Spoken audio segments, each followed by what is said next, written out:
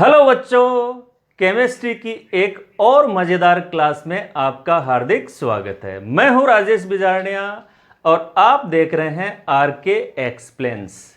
आज के इस वीडियो लेक्चर में जो टॉपिक हम डिस्कस करने जा रहे हैं वो इस एल्डिहाइड कीटोन चैप्टर का सबसे इंपॉर्टेंट टॉपिक है, अल्फा हाइड्रोजन की अम्लीयता, acidic nature of alpha hydrogen और इसके ऊपर आधारित एल्डोल संघनन।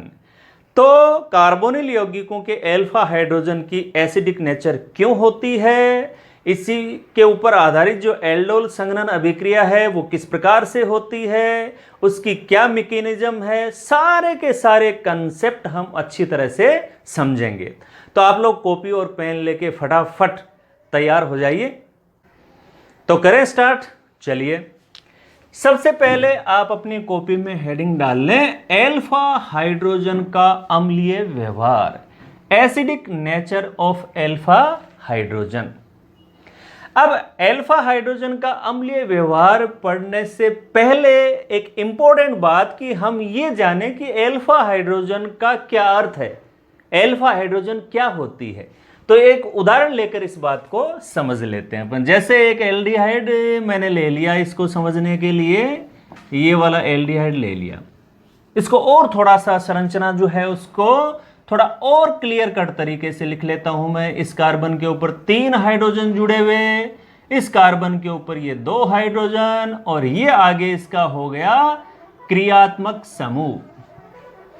तो अल्फा हाइड्रोजन क्या होती है ये समझना है। तो पहले भी नामकरण में, नोमेनक्लेचर में हमने डिस्कस किया है कि जो सामान्य पद्धति होती है उसमें स्थिति को, पोजीशन को दर्शाने के लिए ये सिंबल अल्फा बीटा गामा काम में लिए जाते हैं।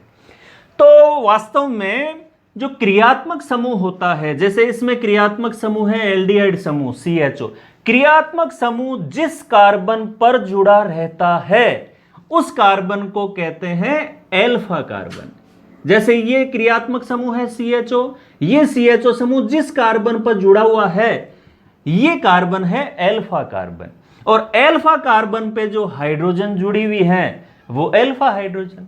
इसका मतलब ये जो हमारा एल्डिहाइड है 3 कार्बन वाला प्रोपेनेल, इसमें 2 अल्फा हाइड्रोजन मौजूद है।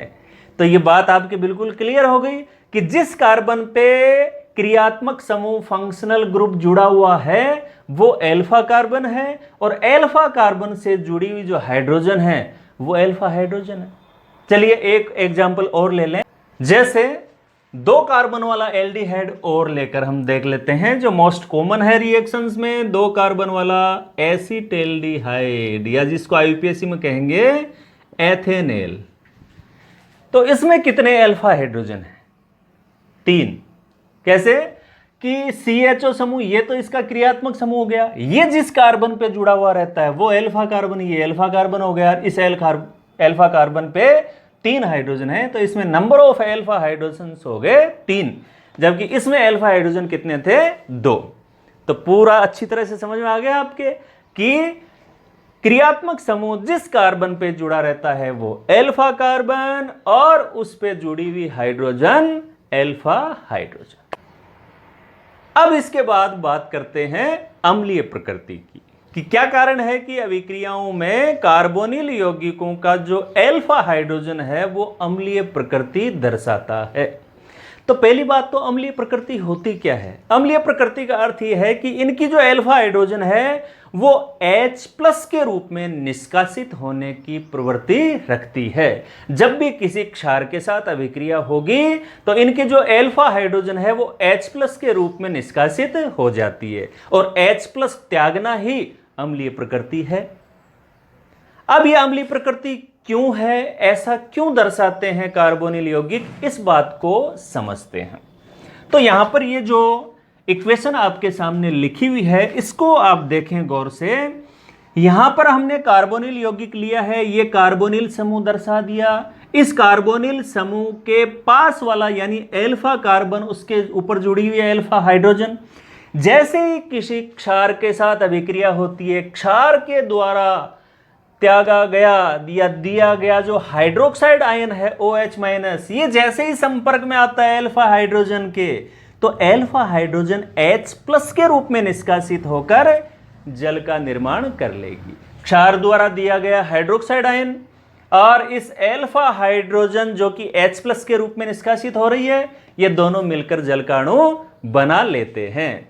जैसे ही इस अल्फा कार्बन से ये अल्फा हाइड्रोजन निष्कासित होती है, H+ के रूप में निष्कासित हो रही है, इसका मतलब विषमांश विखंडन या विदलन हुआ है। दोनों इलेक्ट्रॉन कार्बन के पास रहेंगे। ये देखिए दोनों इलेक्ट्रॉन कार्बन के पास, तो दोनों इलेक्ट्रॉन कार्बन के पास रह गए तो कार्बन के ऊपर माइनस चार्ज आ गया, ऋणायन बन गया कार्बन का, जिसको हम कहेंगे कार्ब ऋणायन, कार्बेनायन।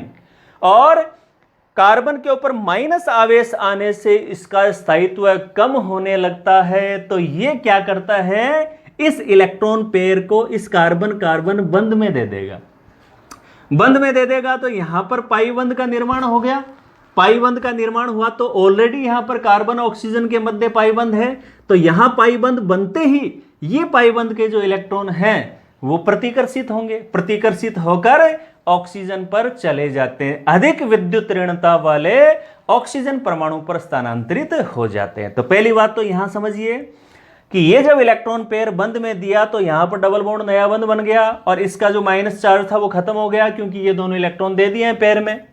अब जैसे ही कार्बन ऑक्सीजन के बीच का ये इलेक्ट्रॉन पेयर ऑक्सीजन पे ट्रांसफर हुआ तो ऑक्सीजन पे देखिए 2 Lp तो ऑलरेडी थे, इसके ऊपर तीसरा और आ गया, तो यहां ऑक्सीजन के ऊपर आ गया माइनस आवेश।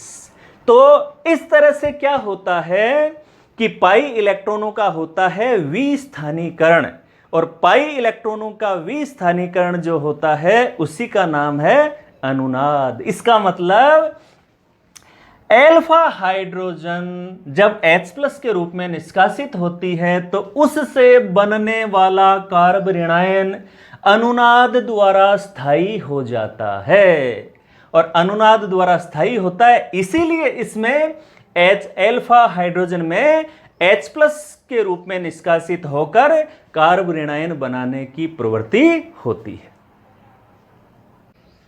तो कुल मिला के इस सारी बात का जो निष्कर्ष है, जो कंक्लूजन है, वो ये है कि कार्बोनिल यौगिकों के अल्फा हाइड्रोजन की अम्लीय प्रकृति के 2 कारण हैं। नंबर 1, कार्बोनिल समूह का -I प्रभाव। कार्बोनिल समूह का -I प्रभाव। अब इस बात को हम समझ रहे हैं कि अल्फा हाइड्रोजन अम्लीय प्रकृति क्यों दर्शाती है। इसके पीछे 2 रीजन है। नंबर 1 है कार्बोनिल समूह का -I प्रभाव। इससे क्या होगा यहां पर समझिए आप, कार्बोनिल समूह का -I प्रभाव है, मतलब ये बंध इलेक्ट्रॉन को अपनी ओर खींचता है। तो कार्बोनिल समूह ये रहा, ये बंध को, ये कार्बोनिल समूह इस बंध द्वारा इस कार्बन के साथ जुड़ा हुआ है, तो इस बंध के इलेक्ट्रॉनों को ये कार्बोनिल समूह अपनी ओर खींचेगा।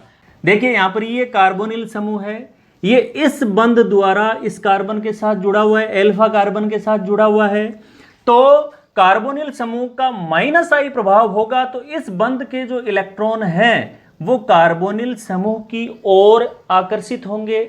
इसका परिणाम ये होगा कि इस कार्बन पे इलेक्ट्रॉनों की कमी आएगी, यानी धनावेश आएगा। तो ये अपनी इस इलेक्ट्रॉनों की कमी की पूर्ति कहां से करेगा, वो इस CH बंध से करेगा, यानी इस अल्फा कार्बन पे जो हाइड्रोजन जुड़ी हुई है उसके साथ जो ये बंध है, इसके इलेक्ट्रॉनों को ये कार्बन अपनी ओर आकर्षित करेगा। उसका परिणाम क्या होगा कि हाइड्रोजन पे आ जाएगा आंशिक धनावेश और इस कार्बन पे आ जाएगा आंशिक ऋणावेश। इसका परिणाम ये होगा कि जो CH बंध है वो दुर्बल हो जाएगा, और दुर्बल हो जाएगा तो आसानी से टूट जाता है और H+ का निष्कासन हो जाता है। तो पहला कारण हमने समझा कि जो कार्बोनिल समूह है उस कार्बोनिल समूह का -I प्रभाव होता है, और जिसके कारण से जो अल्फा कार्बन और उस पे जुड़े हुए हाइड्रोजन के बीच में जो बंध है ये बंध दुर्बल हो जाता है, कमजोर हो जाता है, आसानी से टूट जाएगा और H+ का निष्कासन हो जाता है, यानी वो अम्लीय प्रकृति, एसिडिक नेचर दर्शाता। तो दूसरा इसका जो कारण अपन कहेंगे कि कार्ब ऋणायन, कार्बेनायन का अनुनाद द्वारा स्थायीकरण, अनुनाद द्वारा स्थायीकरण। तो अब सारी बात अपने क्लियर हो गई कि कार्बोनिल यौगिकों में अल्फा हाइड्रोजन अम्लीय व्यवहार क्यों दर्शाता है।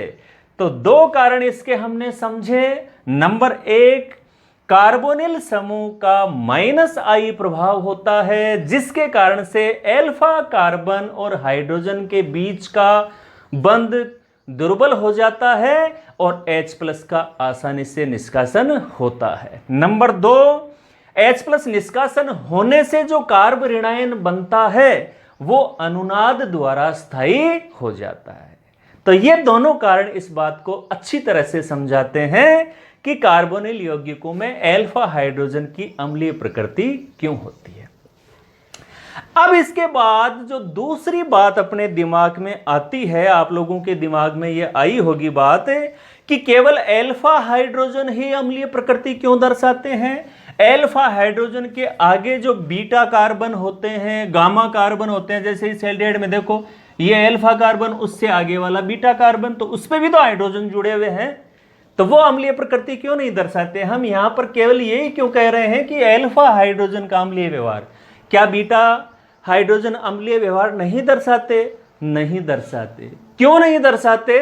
क्योंकि हमने पहले ही जो प्रेरणिक प्रभाव है, इंडक्टिव इफेक्ट, उसमें पढ़ रखा है कि जैसे जैसे जो प्रेरणिक प्रभाव के लिए जिम्मेदार समूह है, जैसे इसमें कार्बोनिल समूह जिम्मेदार है, उस समूह से जैसे जैसे कार्बन श्रृंखला में दूरी बढ़ती है वैसे वैसे प्रेरणिक प्रभाव कम होता चला जाता है।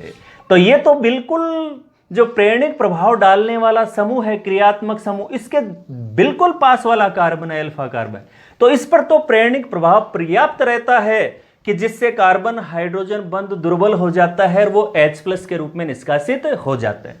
जैसे ही बीटा कार्बन पर हम बढ़ेंगे तो प्रेरणिक प्रभाव इतना सक्षम नहीं रहता कि उसकी वजह से कार्बन और हाइड्रोजन के बीच का बंध कमजोर हो जाए और वो H+ के रूप में निष्कासित हो पाए। यानी अल्फा स्थिति पर ही ये जो प्रेरणिक प्रभाव है वो इतना प्रभावशाली रहता है जिससे H+ का निष्कासन हो पाए। तो यही वजह है कि कार्बोनिल यौगिकों में केवल अल्फा हाइड्रोजन अम्लीय प्रकृति दर्शाती है।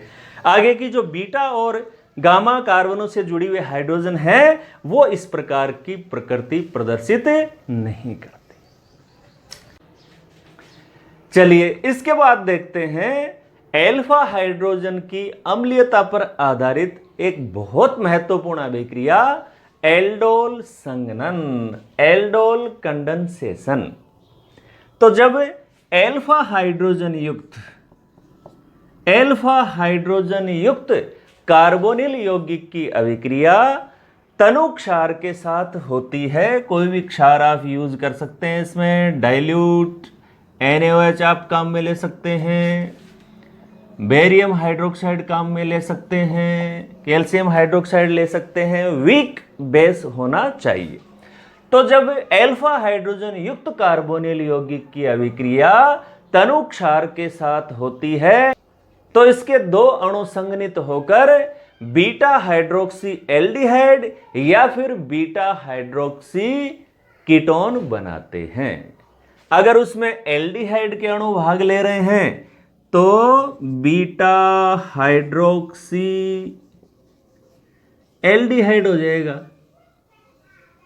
और इस बीटा हाइड्रोक्सी एल्डिहाइड को ही कहा जाता है एल्डोल, क्योंकि इसमें एल्डिहाइड और ओल यानी जो OH समूह होता है वो दोनों होते हैं। और अगर इसमें कीटोन भाग ले रहा है तो बन जाएगा बीटा हाइड्रोक्सी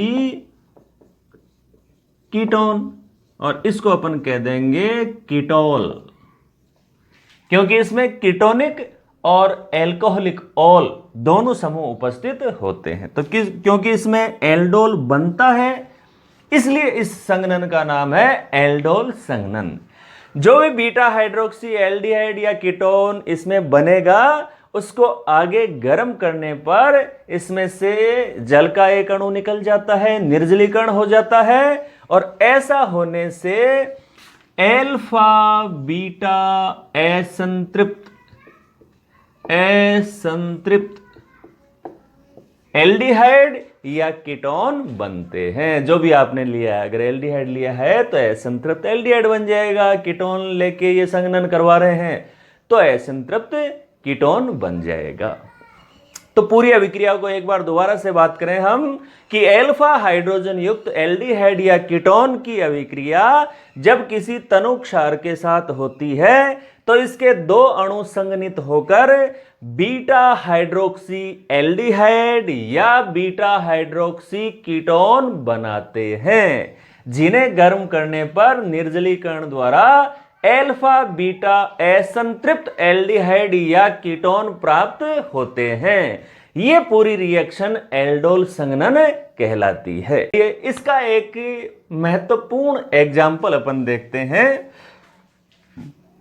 एसिटेल्डिहाइड का एल्डोल संघनन। तो इसमें आप देख रहे हैं दो अणु भाग लेंगे एल्डोल संघनन में। ये एक एसिटेल्डिहाइड का अणु है, ये दूसरा अणु है। इनको लिखने का जो तरीका है उसको देखें आप। इसमें वास्तव में होता क्या है कि जो दो अणु होते हैं उनमें से एक अणु पर दूसरा अणु जुड़ता है। तो यहां पर एक अणु है एसिटेल्डिहाइड का, उसका जो जुड़ने की क्रिया हमेशा पाई बंध टूटेगा वहां पे होगी। तो हमने इसका डबल बॉन्ड है वो दिखाया है कार्बन ऑक्सीजन के बीच का। दूसरा अणु जो दिखाया है इसमें आप देख रहे हैं कि जो एल्फा हाइड्रोजन, क्योंकि इस अभिक्रिया में एल्फा हाइड्रोजन भाग लेगी, तो एल्फा हाइड्रोजन को, एक एल्फा हाइड्रोजन को अलग से दिखाया हमने। नॉर्मली हम सीधा लिख देते हैं इसको CH3CHO, तो ये एक हाइड्रोजन को अलग से लिखने का मतलब है कि ये जो एल्फा हाइड्रोजन है वो इसमें भाग ले रही है। तो तनु क्षार की उपस्थिति में जैसे ही दोनों अणु अभिक्रिया करेंगे तो इसका यहां योग हो रहा है, तो योग होते समय पाई बंध ये टूटेगा। तो देखो ऑक्सीजन के ऊपर जुड़ गया ये एल्फा हाइड्रोजन OH, और इस कार्बन पे जो संयोजकता मुक्त हुई वहां पर ये बचा हुआ CH2CHO, क्योंकि यहां पर ये बंध टूटा है तो इसके पास मुक्त इलेक्ट्रॉन है, इस कार्बन के पास मुक्त इलेक्ट्रॉन है, तो ये यहां इन्होंने बंध बना लिया और ये जुड़ गया सीधा। तो CH2CHO यहां जुड़ गया। अब इस तरह से अपन कह रहे थे कि क्या बन गया, बीटा हाइड्रोक्सी एल्डिहाइड। कैसे, देखो हमने समझा था कि क्रियात्मक समूह जिस कार्बन पे जुड़ा हुआ रहता है वो अल्फा कार्बन होता है, तो ये तो अल्फा कार्बन हो गया, और उससे अगला ये बीटा कार्बन हो गया। तो बीटा कार्बन पे OH जुड़ा हुआ है तो ये बीटा हाइड्रोक्सी एल्डिहाइड हो गया। तो हमेशा इस संघनन से बीटा हाइड्रोक्सी एल्डिहाइड, और अगर कीटोन लेंगे तो बीटा हाइड्रोक्सी कीटोन बनेगा। अब इसके बाद ये जो बीटा हाइड्रोक्सी एल्डिहाइड है इसी का नाम होता है एल्डोल। क्यों होता है, क्योंकि इसमें दोनों क्रियात्मक समूह है। देखिए आप, एल्डिहाइड और ओल, तो ये नाम हो गया एल्डिहाइड का ले लिया ALD प्लस एल्कोहल का जो सफिक्स होता है वो ओल होता ही है, आपको पता है। तो दोनों के मिलने से बन गया एल्डोल, इसलिए इस अभिक्रिया को कहा जाता है एल्डोल संघनन। ये जो एल्डोल होता है यदि इसको गर्म किया जाए तो इसमें से जल का एक अणु निष्कासित हो जाएगा और एल्फा बीटा असंतृप्त एल्डिहाइड बनेगा। तो जल का अणु जब निकलेगा तो अपन देख रहे हैं कि बीटा कार्बन के ऊपर जो OH है वो तो जल के अणु में जाना ही जाना है। इसके अलावा एल्फा कार्बन वाला जो हाइड्रोजन है वो इसके साथ जल के रूप में निष्कासित होगा। तो इसका OH गया तो ये बंध टूट गया, इस पे से एक हाइड्रोजन निकली तो इसका बंध टूट गया, तो इन दोनों कार्बनों के बीच में एक अतिरिक्त बंध बन जाएगा। ये देखो अतिरिक्त बंध बन गया। तो डबल बॉन्ड आ गया, इसमें डबल बॉन्ड आ गया, तो ये एल्डिहाइड कैसा हो गया, असंतृप्त। और इसको अल्फा बीटा असंतृप्त क्यों कह रहे हैं, क्योंकि इसमें डबल बॉन्ड अल्फा और बीटा कार्बन के बीच में है। ये तो ही इनके प्रकार की बात। अब ये जो अपना एसिटाल्डिहाइड का एल्डोल संघनन जो रिएक्शन इस समय अपन देख रहे हैं, इसमें अपन इनके आईयूपीएसी नाम की ओर बात कर लेते हैं। तो इसका आईयूपीएसी नाम लिखेंगे, वही अपने सारे नियम की जो मुख्य क्रियात्मक समूह है वो कार्बन 1 2 3 और ये हो जाएगा। तो इसका नाम क्या हो जाएगा, तीसरे पे हाइड्रोक्सी समूह है तो हम लिखेंगे 3 हाइड्रोक्सी, और 4 कार्बन वाला एल्डिहाइड है। एल्डिहाइड हमेशा कार्बन 1 पे होता है।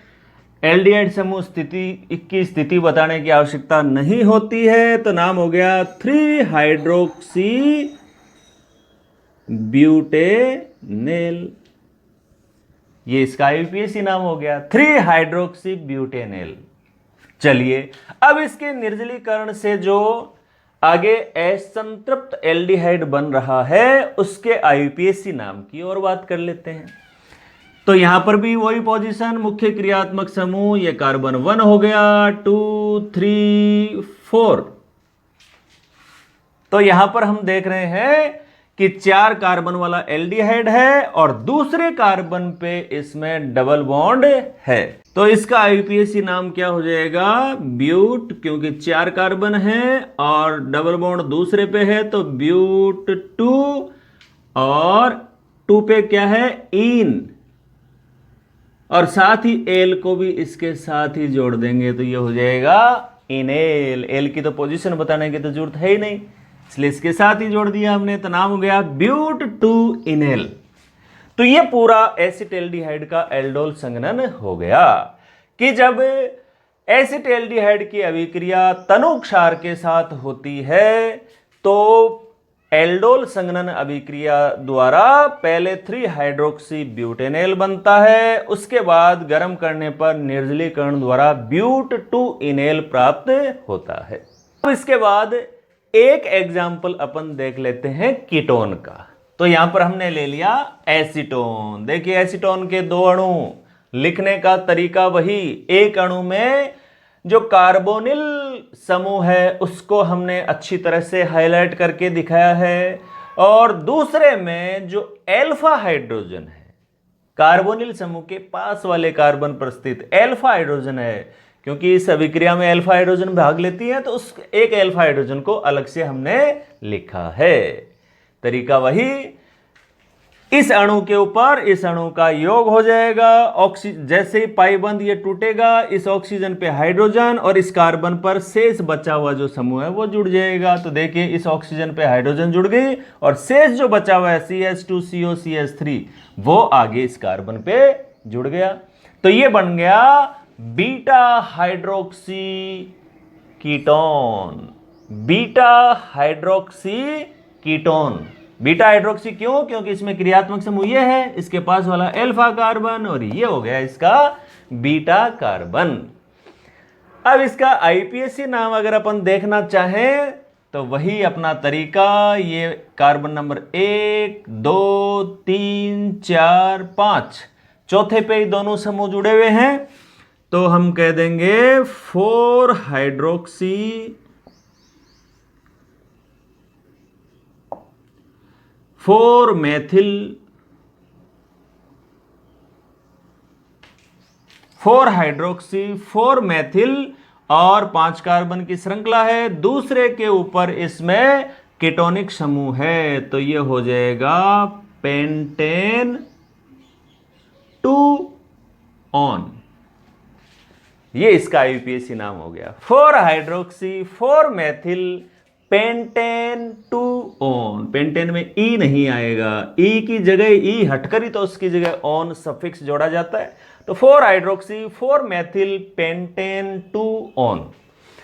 और जैसा अपन पहले बात कर रहे थे ये किस कैटेगरी में आ जाएगा, बीटा हाइड्रोक्सी कीटोन, क्योंकि बीटा पोजीशन पे इसमें हाइड्रोक्सी जुड़ा हुआ है, और इसको अपन कह देंगे कीटोल। जैसे एल्डिहाइड से एल्डोल प्राप्त हुआ था क्योंकि इसमें एल्डिहाइड और ओल दोनों समूह थे, ठीक इसी प्रकार से इसमें भी कीटोनिक और ओल दोनों समूह मौजूद हैं, तो ये कीटोल हो गया। फिर इसके बाद जब इस कीटोल को गर्म किया जाएगा तो वही निर्जलीकरण हो जाएगा, यहां से OH और एल्फा कार्बन से हाइड्रोजन जल का अणु निकल गया, दोनों के बीच में एक अतिरिक्त बंध बन जाएगा, डबल बॉन्ड बन जाएगा।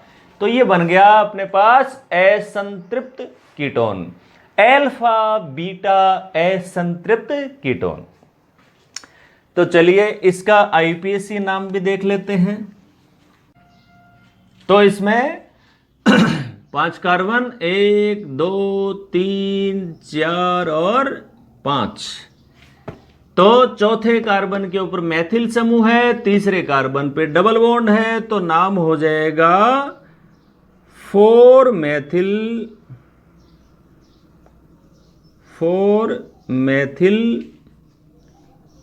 पेंट 3in2on, ये इसका IUPAC नाम हो गया। 4 मैथिल पेंट, क्योंकि 5 कार्बन की श्रृंखला है तो मूल शब्द हो गया पेंट, तीसरे पे इन है और दूसरे पे मुख्य क्रियात्मक समूह कीटोनिक समूह है जिसके लिए सफिक्स काम में लिया जाता है ओन, ONE। तो 4 मैथिल पेंट 3in2on।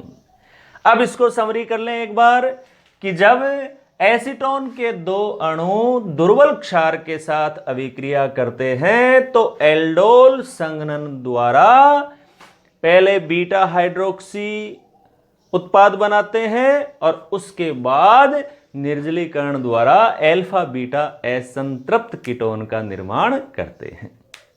अब देख लेते हैं इस महत्वपूर्ण सी अभिक्रिया की क्रियाविधि, मैकेनिज्म कि वास्तव में एल्डोल संघनन अभिक्रिया किस तरह से होती है। तो इस अभिक्रिया को 3 स्टेप में हम आराम से समझ सकते हैं। पहला स्टेप इसका है जिसमें इनोलेट आयन बनता है, और पहले भी हमने डिस्कस किया था कि वो अनुनाद द्वारा स्थायी हो जाता है। ये देखिए एसिटाल्डिहाइड के उदाहरण द्वारा इस मैकेनिज्म को समझ रहे हैं हम। जैसे क्षार के साथ अभिक्रिया होती है, क्षार का हाइड्रोक्साइड आयन जैसे ये अल्फा हाइड्रोजन के संपर्क में आता है और अल्फा हाइड्रोजन को ये निष्कासित कर देगा, जल का अणु बन जाएगा, और जैसे ही यहां से H+ निकलेगा कार्बन पे आ जाएगा माइनस आवेश। ये सारी बातें पहले डिस्कस हमने अल्फा हाइड्रोजन की अम्लीयता में कर ली थी। और ये जो कार्ब ऋणायन बना है ये अनुनाद द्वारा स्थायी हो जाता है। देखिए अनुनाद द्वारा ये स्थायी हो, यहां जैसे ही कार्बन के ऊपर माइनस आवेश आता है इसके स्थायित्व में कमी आने लगती है, ये इस इलेक्ट्रॉन पेयर को बंद में दे देता है। पास पास पाई इलेक्ट्रॉन आने से वो रिपेल होकर ऑक्सीजन पे चले जाते हैं, ऑक्सीजन पे माइनस आवेश, और यहां पर carbon carbon double bond enolate ion बन जाता है, और इस प्रकार से अनुनाद द्वारा इसका स्थायीकरण हो जाता है। तो ये अपना पहला स्टेप हो गया मैकेनिज्म का, इनोलेट आयन का निर्माण और अनुनाद द्वारा उसका स्थायीकरण। अब इसके बाद ये जो इनोलेट आयन बना है वो इनोलेट आयन एक नाभिक स्नेही का काम करेगा, क्योंकि एल्डोल संघनन में एल्डिहाइड के 2 अणु भाग लेते हैं, तो एक अणु जो है वो इनोलेट आयन बना रहा है। अब ये जो इनोलेट आयन बनता है ये नाभिक स्नेही का काम करता है, और जो दूसरा एल्डिहाइड का अणु है उसके ऊपर इस समूह का इनोलेट का आक्रमण होगा और उससे ऋणायन का निर्माण होगा। ये देखिए यहां पर एसिटाल्डिहाइड का दूसरा अणु और यहां पर ये इनोलेट आयन, क्योंकि इसके ऊपर माइनस चार्ज है यहां पर, तो निश्चित बात है ये नाभिक स्नेही के रूप में काम करेगा। तो ये नाभिक स्नेही के रूप में यहां पर आक्रमण कर रहा है और यहां पर ये जुड़ गया। ये पाईबंध के इलेक्ट्रॉन ज्यादा विद्युत ऋणता वाले ऑक्सीजन पे शिफ्ट हो गए, ऑक्सीजन पे माइनस आवेश, इस पे प्लस आवेश कार्बन पे, और ये जो नाभिक स्नेही के रूप में इनोलेट आयन है वो इस कार्बन पे जुड़ जाता है, तो CH इस कार्बन पे जुड़ गया आगे, और ऐसा होने से ऑक्सीजन पे माइनस आवेश, तो बन गया ऋणायन।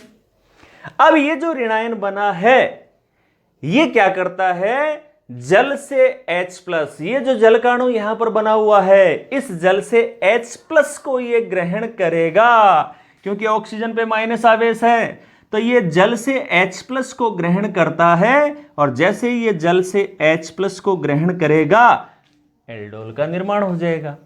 बीटा हाइड्रोक्सी एल्डिहाइड ही तो एल्डोल होते हैं। देखिए ये माइनस चार्ज है, यहां पर जल से ये H+ को अपनी ओर आकर्षित कर रहा है, जैसे यहां पर हाइड्रोजन जुड़ा एल्डोल बन गया, और जल में से H+ निकलने के बाद जो हाइड्रोक्साइड आयन है OH- वो वापस शेष रह गया। तो देखो शुरू में जो हाइड्रोक्साइड आयन काम में लिया गया था, लास्ट में वो हाइड्रोक्साइड आयन हमें पुनः प्राप्त हो गया। इस प्रकार से इन 3 स्टेप में एल्डोल संघनन अभिक्रिया संपन्न होती है।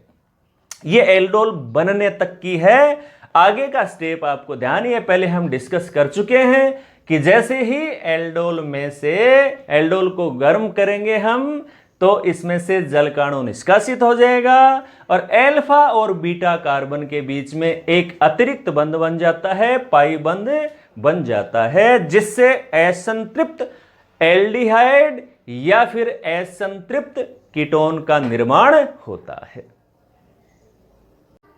मैकेनिज्म के बाद अब देखते हैं एल्डोल संघनन का एक दूसरा रूप, क्रॉस एल्डोल संघनन। तो क्रॉस एल्डोल, पहले जो हमने एल्डोल संघनन पढ़ा है वो है सरल एल्डोल संघनन। देखिए जब एल्डोल संघनन में भाग लेने वाले दोनों अणु समान हों, एक ही कार्बोनिल यौगिक के हों, तो वो सरल एल्डोल संघनन होता है, सिंपल एल्डोल कंडेंसेशन।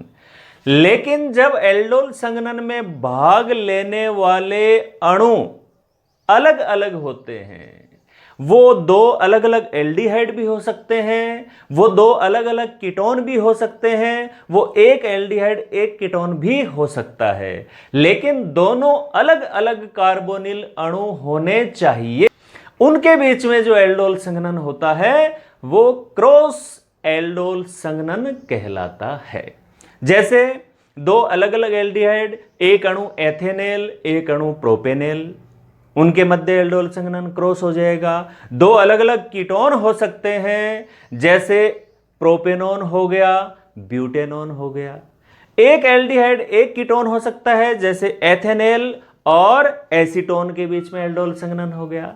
यहां पर इस क्रियाविधि को, इस क्रॉस एल्डोल संघनन को समझने के लिए हम एग्जाम्पल ले लेते हैं यहां पर, और हम एल्डोल संघनन करवा रहे हैं एथेनेल और प्रोपेनॉन के बीच में। एथेनेल या जिसका सामान्य नाम है एसिटेल्डिहाइड, 2 कार्बन वाला एल्डिहाइड ये रहा, और इसके साथ में अपन ले रहे हैं 3 कार्बन वाला एल्डिहाइड प्रोपेनेल। एथेनेल और प्रोपेनेल अलग अलग एल्डिहाइड लेकर हम एल्डोल संघनन करवाएंगे, तनुक्षार के साथ इनकी अभिक्रिया करवाएंगे, तो वही तरीका एल्डोल संघनन होगा।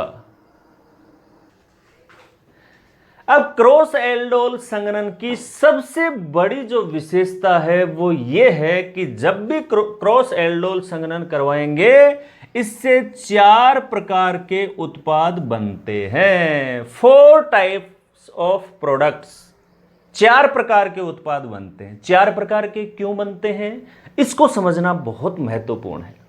देखो 4 प्रकार के इसलिए बनते हैं कि आधी मात्रा हमने ले ली एथेनेल की, आधी ले ली प्रोपेनेल की, तो हो सकता है जब एल्डोल संघनन करें तो दोनों ही अणु एथेनेल के आपस में संघनन कर लें, तो उसका उत्पाद बन जाएगा।